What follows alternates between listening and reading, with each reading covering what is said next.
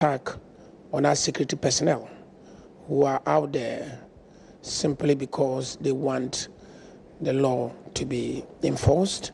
They want a situation where if they are headsmen who live in communities, that do not live in peace with the communities, the members, citizens of the communities, and that we have a peaceful coexistence in such a way that everybody concerned is happy. That is the ideal that we want. Mr. President has made it clear that this matter is a multi-ministerial issue, one that involves the Ministry of Agriculture, working towards establishing grazing grounds, and also that involves the Ministry of Interior, among others. So that is the ideal situation. And therefore, anytime we have our security men who are out to enforce the law and are out to create a peaceful and congenial atmosphere for a situation conducive to productive work, conducive to peace and safety of citizens, anytime they are hit is regrettable, and our thoughts are with the families now. We are looking forward to seeing them come back, from the hospital well and hearty and to continue their work.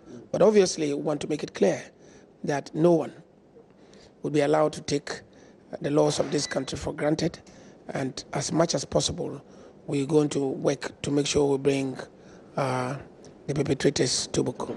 I know something about security operatives. One thing they detest is to attack one of them. I know they say if you touch one, you touch all. How cautious is your ministry going to act so that we do not have some of your men going overboard in a bid to, quote, retaliate, on this latest attack? I can assure you that our personnel are going to operate within the law. We are going to operate with due respect for the human rights of all concerned. But at the same time, I need to make it clear to you that the same law permits us that where the law requires, where we expect that people will not, as it were, escape from lawful custody or will not attack our personnel. When they do so, they'll be entitled to defend themselves or to enforce the law, and sometimes it can lead to fatalities. But I can assure you that as a policy, we do not intend to go after them. After all, it was a combined operation of the military and the police, and we had the firepower probably to shoot at them. But this far, we haven't heard that men were ambushed.